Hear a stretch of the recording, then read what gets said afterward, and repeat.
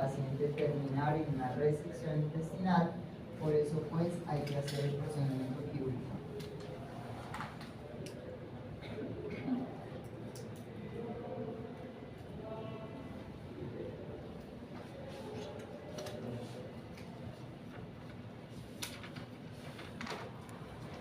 Acá tenemos estos divertículos, que son como dedos de guantes o bordes salientes en esa pared del intestino.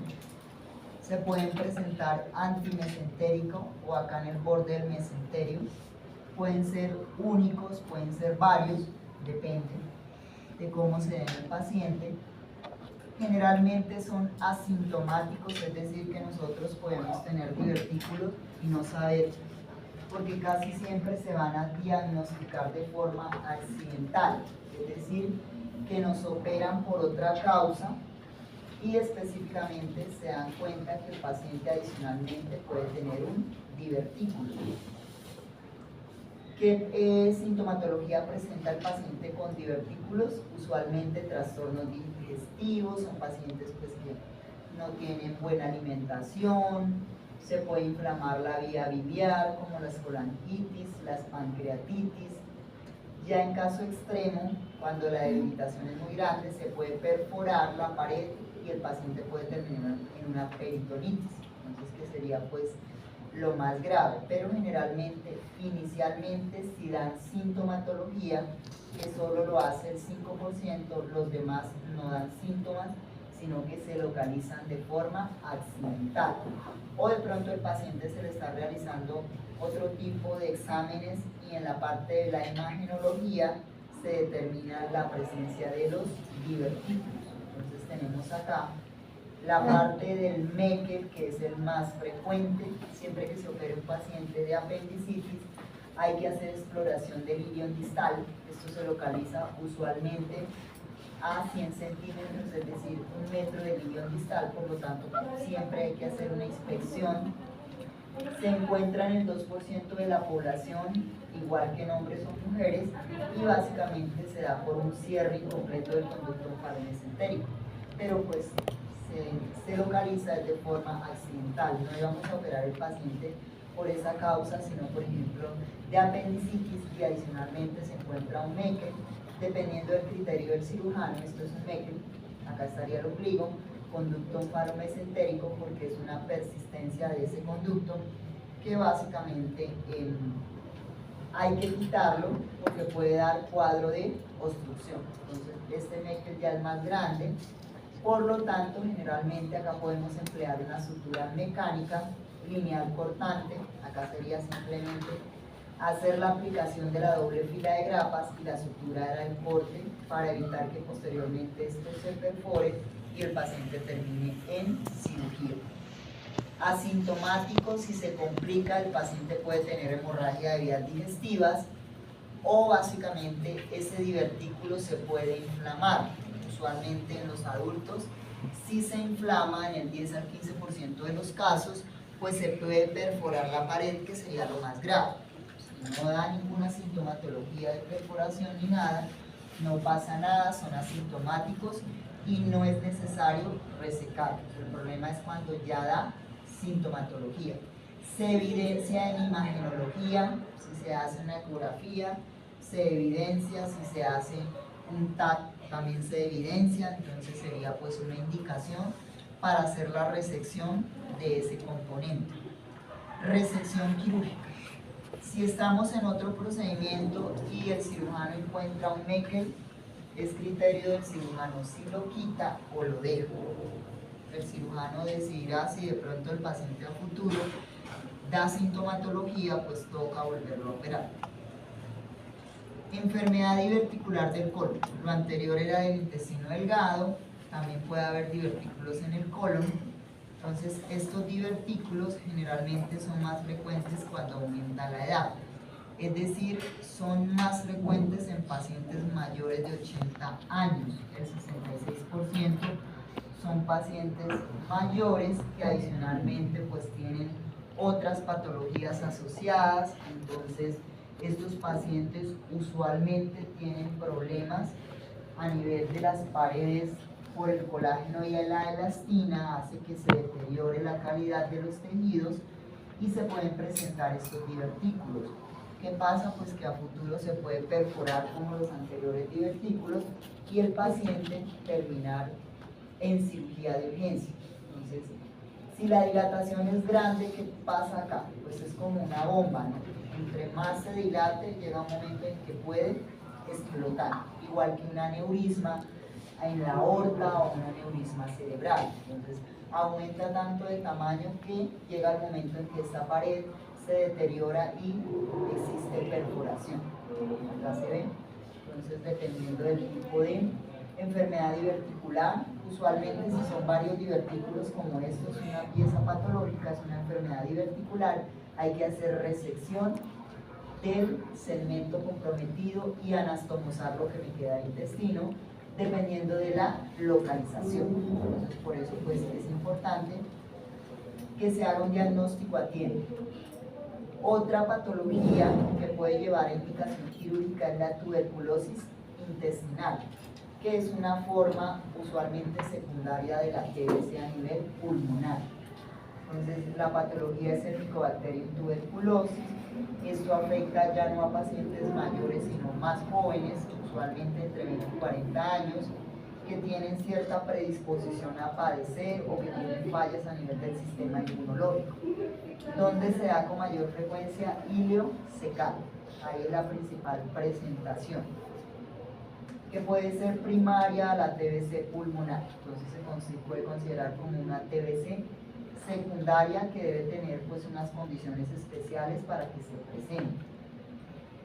Generalmente pues da comienzos no muy claros de la enfermedad, el paciente no tiene ganas de comer o cursa con náuseas, vómitos esporádicos, el abdomen hinchado usualmente pues se asocia a una mala calidad en esa digestión. El dolor se puede localizar en la fosa ilíaca, que también se puede confundir con un cuadro de apendicitis, y generalmente pues son pacientes que cursan con estreñimiento y diarrea. Entonces por eso va a consultar el paciente. A medida pues que progresa la enfermedad, usualmente las heces son malolientes, líquidas, con moco, con sangre, pus. El paciente puede presentar cuadros bastante considerables de fiebre, por eso pues también se consulta, anorexia, debilidad y cansancio, toda la parte de astenia, y en su desenlace final, lo más grave sería que se obstruya y se perfore ese segmento de intestino.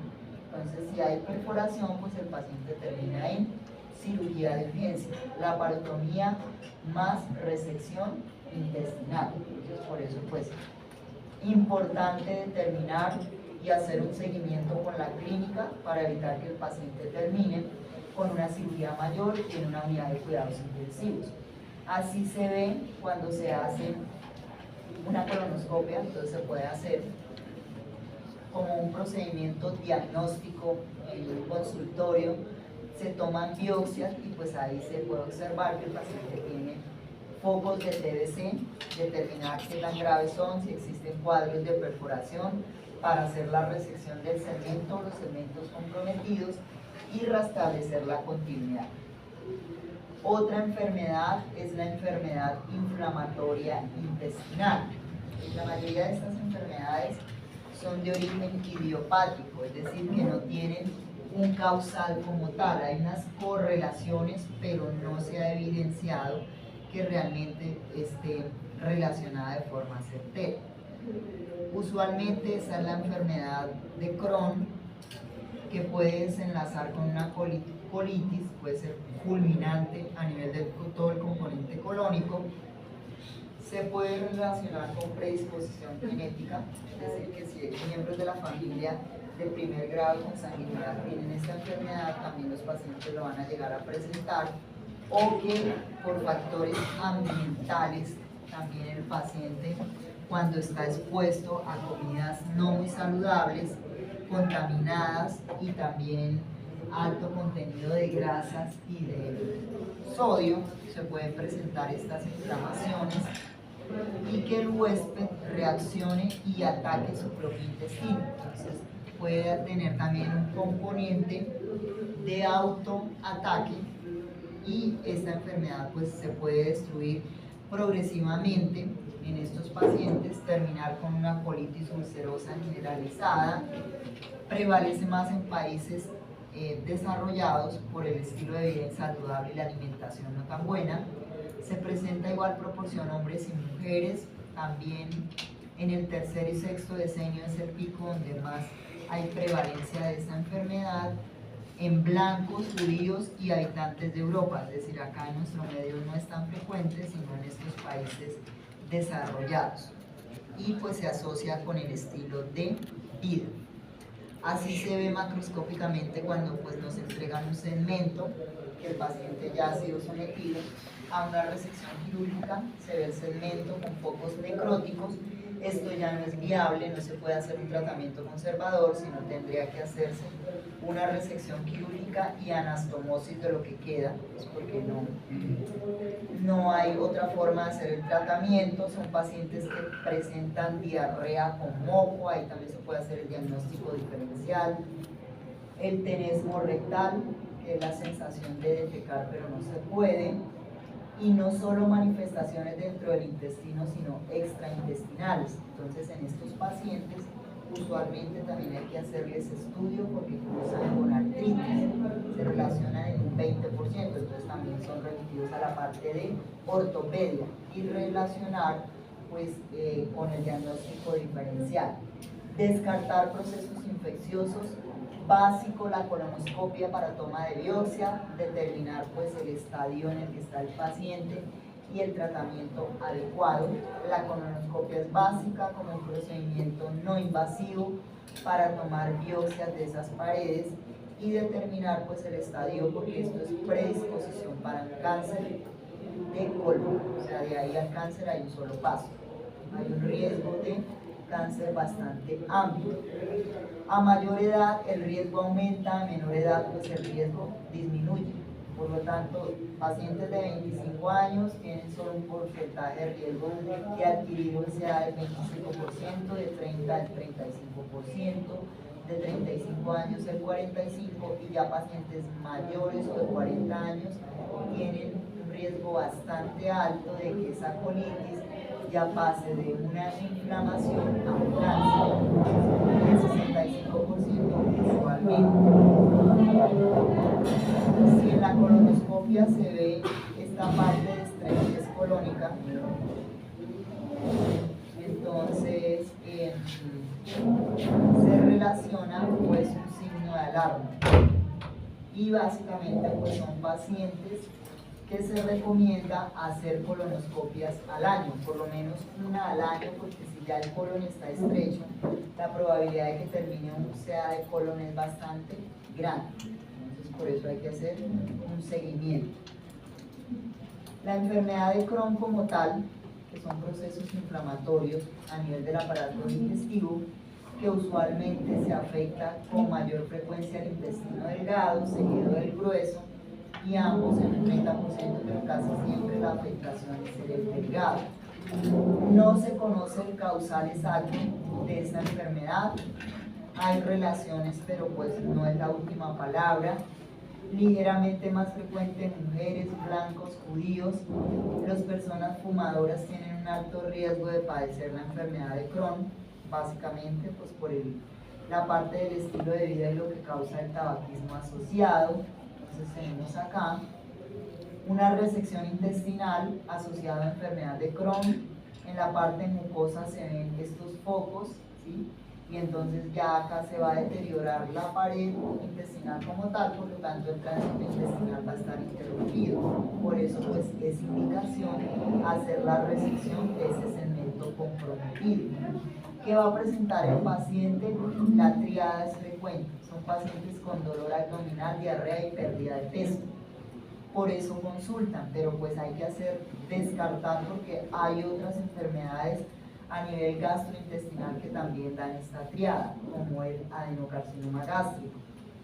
Son pacientes que tienen mala alimentación, cursan con cuadros de anorexia, fiebres aftosas a nivel de la mucosa oral, fisuras y fístulas perianales es frecuente. Entonces no solo los pacientes que tienen enfermedades de transmisión sexual o problemas a nivel inmunológico, sino también los del Crohn. Pueden estar asociados con estas fisuras. Esta enfermedad de Crohn a futuro se puede perforar y formar abscesos abdominales, entonces también se puede convertir en una laparotomía y aumenta el riesgo de cáncer colorectal, es decir, que estos pacientes con Crohn también necesitan colonoscopia, toma de biopsia para hacer seguimiento periódico y que no se malignice esta patología. Generalmente pues así se ve en una colonoscopia, que esto se hace bajo sedación en un consultorio. El cirujano toma biopsias de estudio para descartar un cáncer de colon generalmente. La tomografía también abdominopélvica contrastada, se pueden observar focos inflamatorios, disminución en el calibre o estrechez que también se asocia con el cáncer de colon. ¿Cuál es el tratamiento para el Crohn?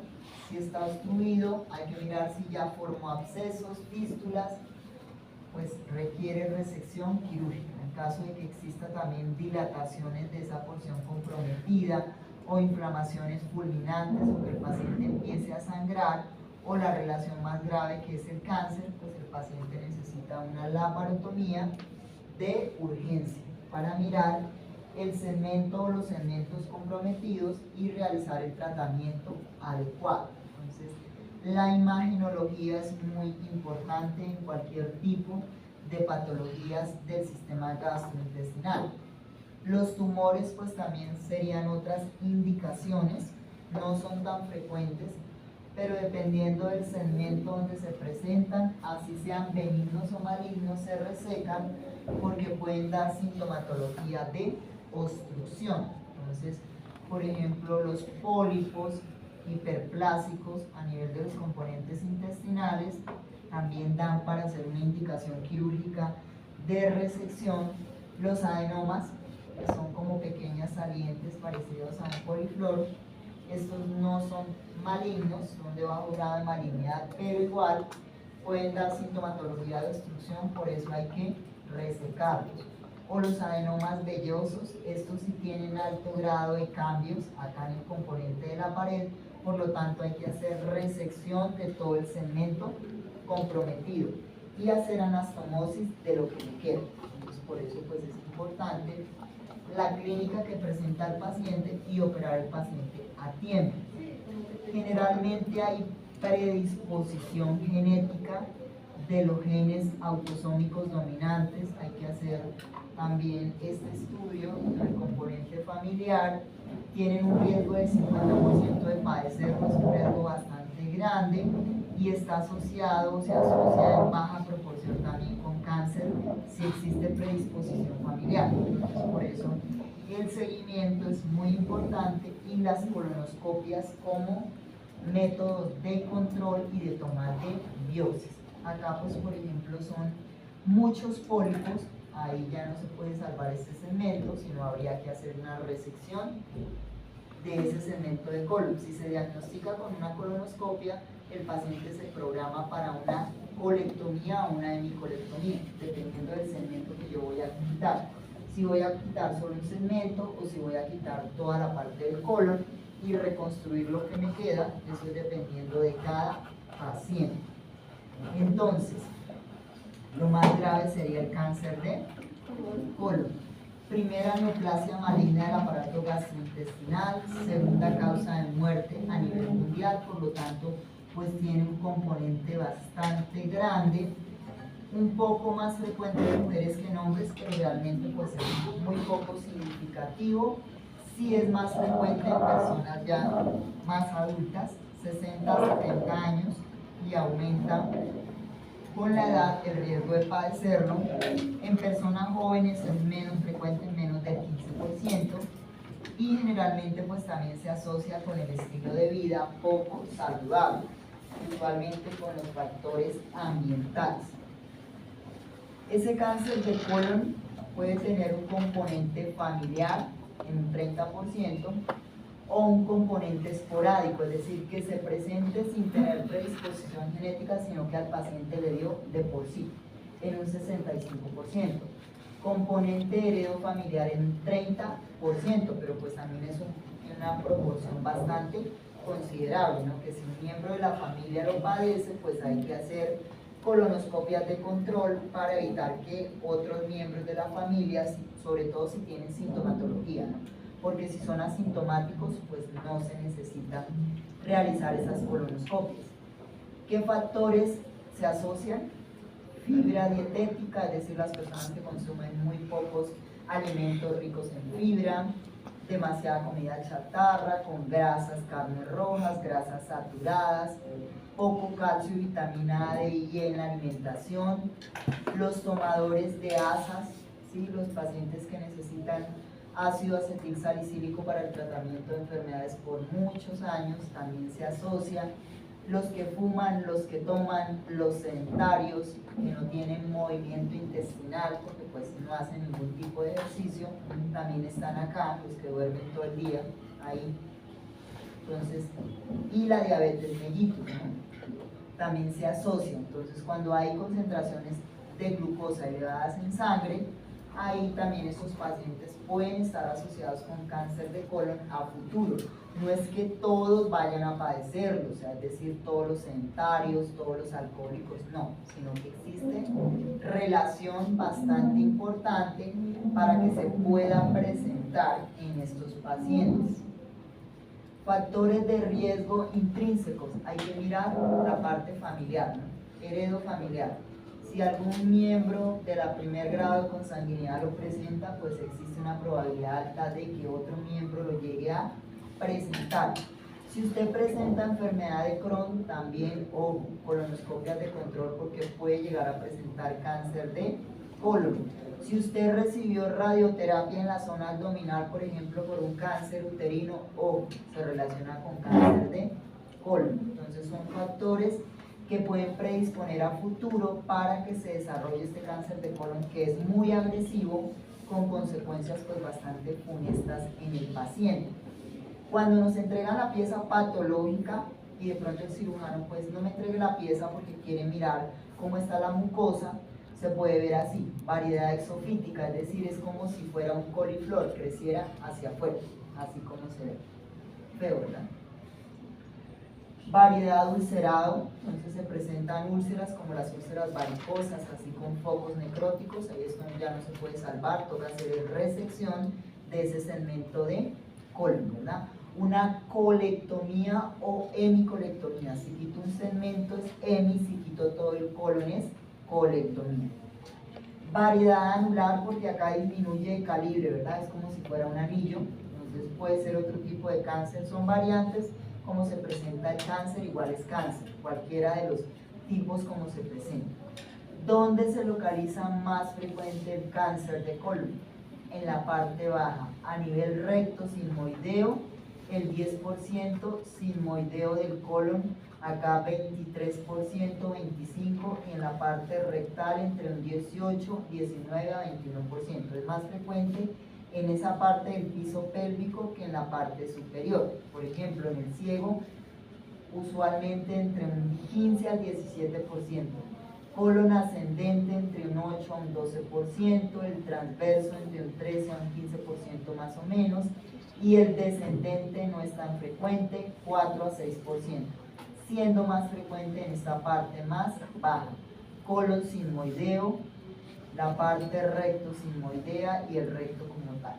Entonces acá pues si está presente se puede hacer una sigmoidectomía más protectomía, quitar el sigmoide y quitar el recto, dependiendo de los hallazgos intraoperatorios, depende de la conducta quirúrgica, o si voy a quitar el transverso pues hago una transversectomía y me quedaría la parte del ascendente con la parte del descendente, entonces haría una anastomosis siempre de lo que me quede, a menos que el cirujano opte por hacer una colostomía y no hacer la anastomosis primaria, se puede dar. ¿Cuándo hacemos colostomías?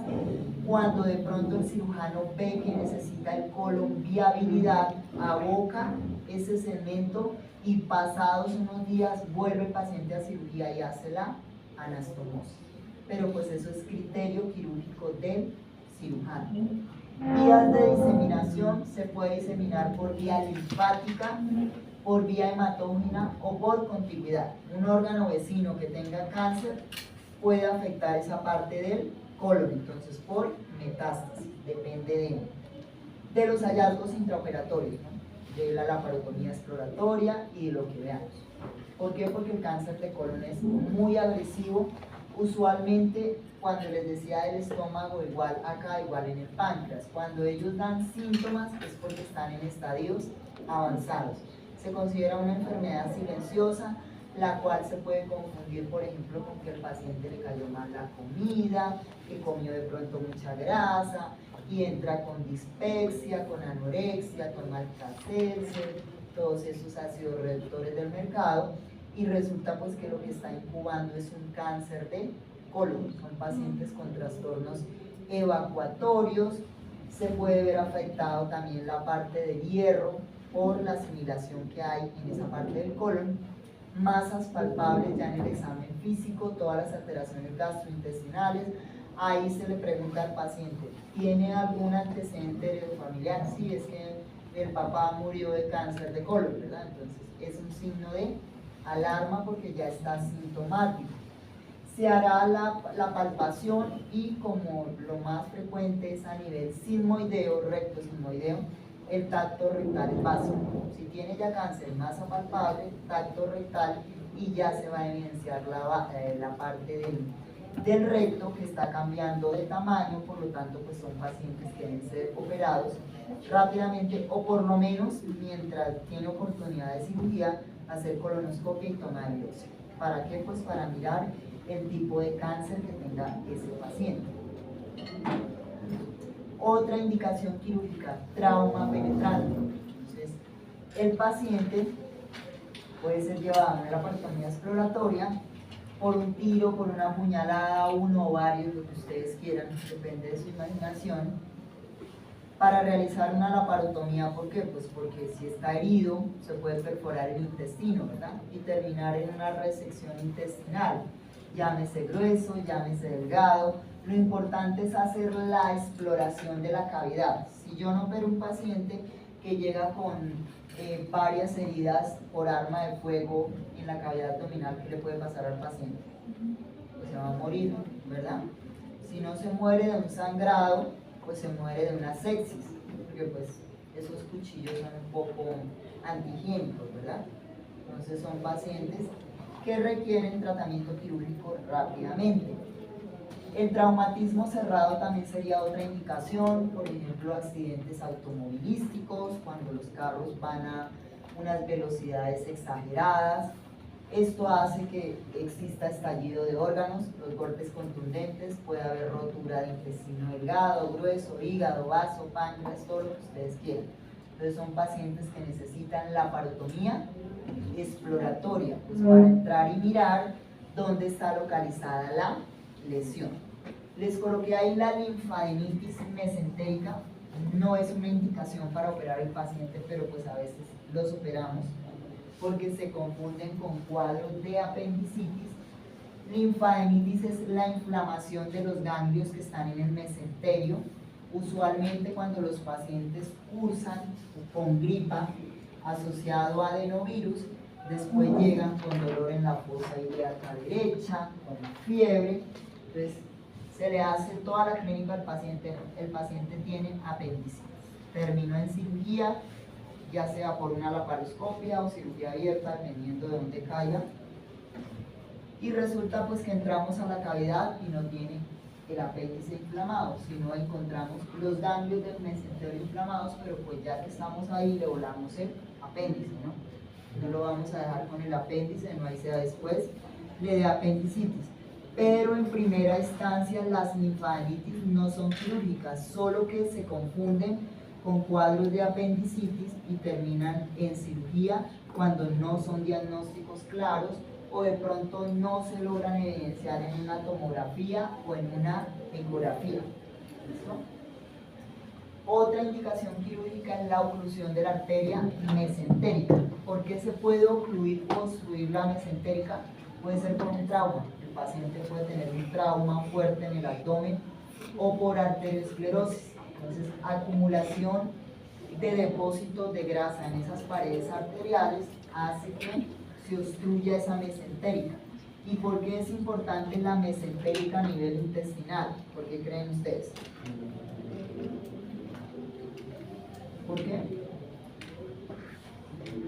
Porque la, toda la irrigación. exactamente, porque es la responsable de la irrigación. Y si no hay irrigación, ¿qué pasa? Necrosis generalizada, ¿no? Usualmente los pacientes con oclusión de la mesentérica no sobreviven.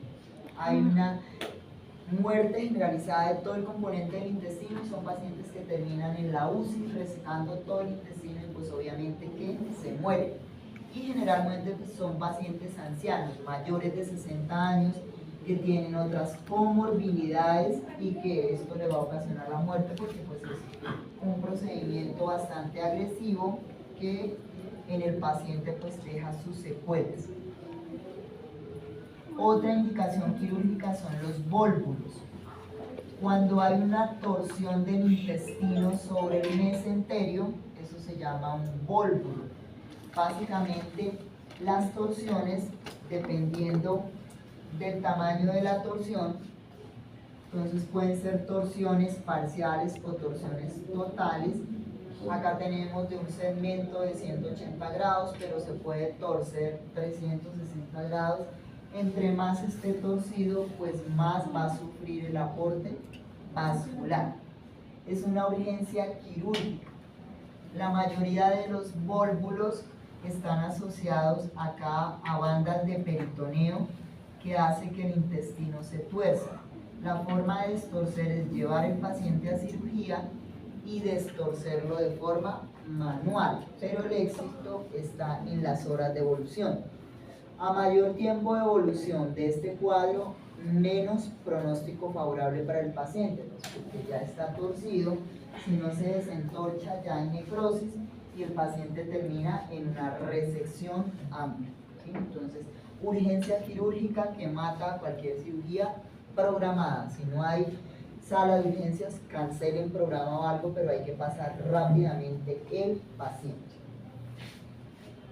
A nivel de la parte rectal, hay patologías también que llevan a procedimientos quirúrgicos. Importante acá la línea dentada del ano, los músculos elevadores del ano. Cuando hablamos de hemorroides, esto sería la parte del recto como tal, las válvulas.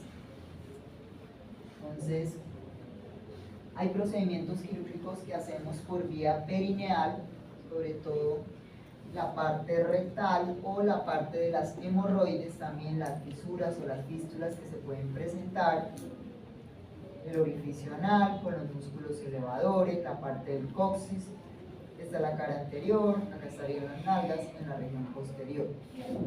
Una de las principales patologías son las hemorroides, que se pueden presentar en pacientes adultos, algunos adolescentes, pero esto es más frecuente en pacientes adultos. Generalmente cuando se dilatan los plexos hemorroidales y está implicado el aporte vascular de esos vasos hemorroidales, el paciente termina en cirugía. ¿Por qué? Porque las hemorroides se pueden trombosar, se pueden necrosar y se convierten en una urgencia quirúrgica. Dependiendo del tipo de hemorroides, requiere o no tratamiento quirúrgico. Entonces vamos a hablar de grado 1 a grado 4.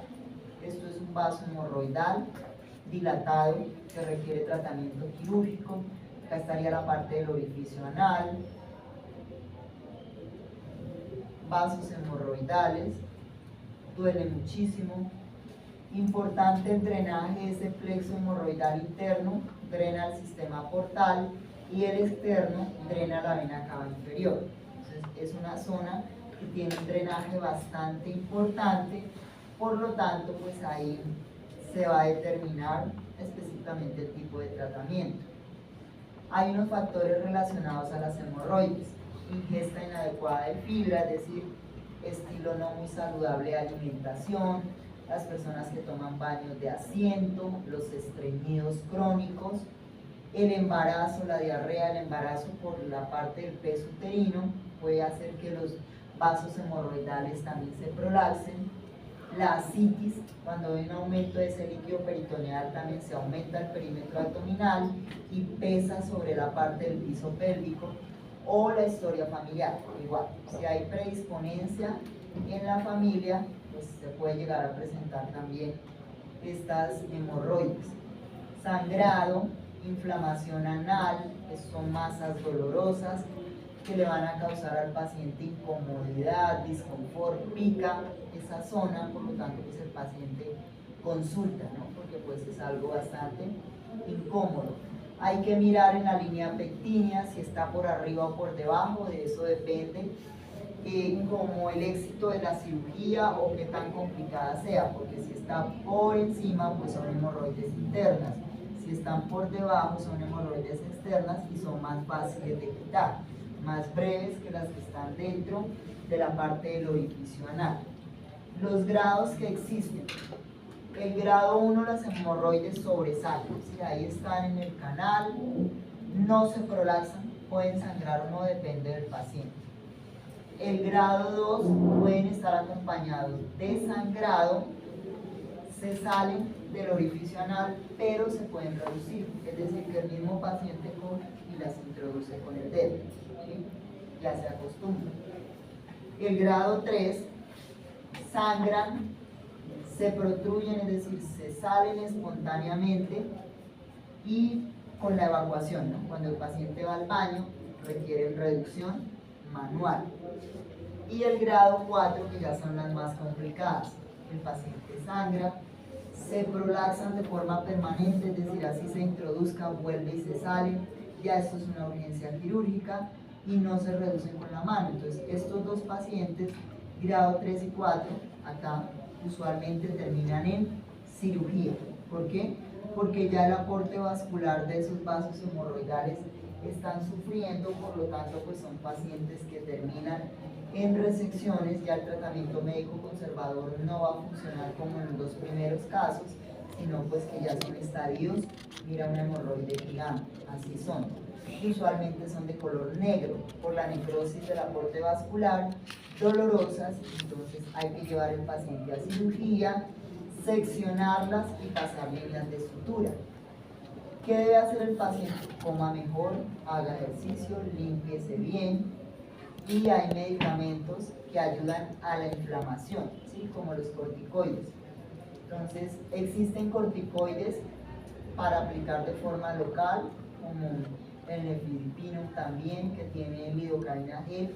Esto ayuda al dolor, ayuda a disminuir el tamaño un poco, pero pues si ya están en estadio 3 o 4, estos son pañitos de agua, porque lo que hay que hacer es llevar al paciente a cirugía. 48 a 72 horas, si no pues esto se necrosa, se trombosa y hay que llevar entonces después del paciente a cirugía de urgencia por el dolor que produce tan grande. Importante, pues si son hemorroides internas allá dentro del canal anal, pues va a ser un poco más difícil quitarlas, ¿no? Que las hemorroides externas. Con el tratamiento médico hay tratamientos alternativos como ligarlas con bandas elásticas, la base, escleroterapia, es decir, infiltrar directamente, medicamentos para disminuir el tamaño, o la luz infrarroja, o el láser, o el dióxido de carbono. Pueden funcionar, pero pues si ya están en estadio avanzado, no es que funcionen a las maravillas. Esto hay que hacer resección quirúrgica, ¿sí? Quitarlas y hacer líneas de sutura. ¿Con qué vamos a suturar? Usualmente los vasos hemorroidales se pueden suturar con sutura orgánica tipo Catwood cromado, puede ser 3 ceros con aguja medio círculo redonda, o tipo ácido polinicólico 3 ceros con aguja redonda. No vamos a colocar en esa zona polipropileno o una sutura no absorbible, ¿verdad? Pues porque ¿cómo? Debe ser sutura siempre absorbible y preferiblemente de tipo orgánica para que desaparezcan más fácilmente. Entonces, importante primero, si requiere manejo conservador antes de llevar el paciente a cirugía en estadio 1 o 2, ya en estadio avanzado pues nos toca cirugía o los métodos alternativos que les mencionaba. También a nivel del periné pueden existir abscesos perineales. Usualmente esto está asociado con personas que tienen problemas a nivel del sistema inmunológico. ¿Se acuerdan de la enfermedad de Crohn? Bueno, pueden estar asociados con enfermedad de Crohn a nivel intestinal, en un trauma 10% cuando los pacientes tienen traumas perineales que reciben golpes contundentes, los que están siendo sometidos a radioterapia, cuerpos extraños, ¿sí? También pueden estar asociados a ese nivel. Los pacientes con enfermedad de transmisión sexual, todas las ETS, ahí también hay una alta asociación. Hay que descartar pues que no sean hemorroides o fisuras, sino en este caso sería un absceso, acumulación de pus en una cápsula que hay que drenar, ¿sí? Esos abscesos se drenan porque de forma contraria, usualmente con solo antibiótico no mejora, siempre va a estar ahí el foco infeccioso, por lo tanto, absceso que no se drena usualmente no cura. Y dependiendo del grado de absceso, hay abscesos muy grandes que pueden terminar hasta amputados los pacientes, como las gangrenas de Fournier, que los pacientes pueden terminar mutilados sus partes genitales, el orificio anal, toda la parte recto-sigmoidea, pero pues esto ya es otro nivel, ¿no? Ya son patologías que generalmente requieren que el huésped tenga cierta predisposición o un sistema inmunológico asociado a otro tipo de enfermedades deficientes. El tratamiento, siempre que exista un absceso, hay que drenarlo. No vamos a colocar líneas de sutura. Siempre en los abscesos, en lo posible, no se colocan líneas de sutura. ¿Por qué? Porque si yo dreno el pus que hay contenido en esta cápsula y le pongo puntos, ¿qué pasa? Se sobreinfecta la zona y vuelven nuevamente a aparecer estos abscesos. En este caso, depende del recto donde estén localizados, se llaman abscesos anorrectales. Si no es un absceso, sino una fístula anal, una fístula, acuérdense que es una comunicación anómala, ¿sí? Entonces, estas comunicaciones a nivel del ano también hay que estudiarlas, descartar que exista enfermedad de Crohn. El paciente puede terminar en una sepsis y asociado a estas enfermedades, entonces hay que hacer un seguimiento porque puede ser un paciente con defecto en el sistema inmunológico. Si tiene esta fístula o comunicación anómala, esta sería la línea dentada, sería un absceso o una fístula interna, se puede comunicar con la piel perineal, entonces son pacientes que van a tener salida de pus a la parte perineal que huelen terrible, entonces por eso hay que llevarlos a cirugía. No se colocan líneas de sutura, solo es abrir esa parte, incidir el absceso, drenar muy bien, lavar muy bien, y eso cierra por segunda intención.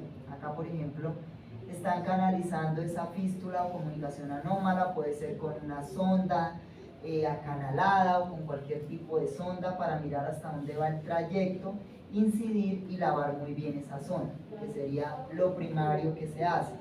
Mirar por qué se le está pasando esto al paciente, si tuvo un trauma, son pacientes estreñidos crónicos o que tengan problemas a nivel del esfínter interno, también se puede asociar. Mirar la ingesta de alimentación del paciente, si no consumen mucha fibra, o si son pacientes estreñidos crónicos que requieren ablandadores de las heces, también van a estar relacionados. Esas fisuras son muy dolorosas, entonces también se presentan en las mujeres que tienen partos vaginales, se pueden producir fisuras en el momento de hacer el esfuerzo para parir el bebé, entonces acá se puede abrir, ahí sí tendríamos que realizar línea de sutura porque no está asociado a ninguna zona de contaminación, si no es asociado, acá está la pequeña abertura, son muy dolorosas, entonces hay que cerrarlas, sobre todo pues asociado a la parte del parto. Hay que manejar el dolor en estos pacientes, generalmente terapia tópica. La toxina botulínica funciona en el caso de que los pacientes tengan muy poco tono a nivel de ese esfínter, se puede inyectar toxina botulínica y lo que hace la toxina es ayudar a relajar, no solo para las arrugas, sino para el tratamiento de este tipo de enfermedades asociadas como a la espasticidad o dureza de los tejidos, para que se relajen y ya el paciente pueda defecar y no presenten esta serie de rasgos, ¿no? Entonces, en este caso, pues sí se requeriría líneas de sutura que la podemos hacer con cadmicromado o con ácido policlórico igual, porque estamos sobre el periné en calibre 3 ceros. Nunca vamos a colocar una sutura no absorbible, ¿no? Siempre suturas absorbibles. Y la última es la enfermedad pilonidal o el quiste pilonidal, cualquiera de los dos nombres, que básicamente pues hace referencia a los quistes que se presentan en la región sacrococcígea o interglúteo, es decir, esa bola de pelos o de tejido epitelial que se queda atrapado por debajo de la piel. Entonces los pelos se incrustan y se pueden abscedar. Ahí se va a formar un acceso que hay que llevar al paciente a cirugía, drenar ese acceso, lavar muy bien.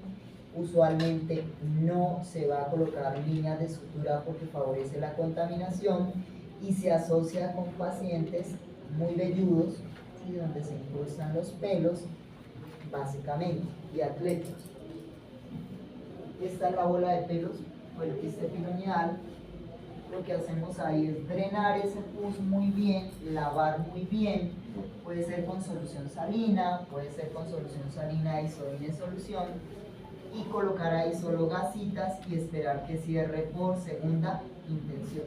No vamos a colocar ninguna línea de sutura. Entonces, generalmente pues son procedimientos que se pueden hacer por urgencias, depende si ese quiste se puede romper y hacer que el paciente se lleve rápidamente a cirugía, o lo podemos programar. Drenaje de quiste pilonidal o de acceso pilonidal, a eso hace referencia. Atrapamiento del tejido epitelial por debajo de la piel que hace que se infecte y por lo tanto requiere incisión y el drenaje de esa zona. Entonces, eso es lo relacionado con la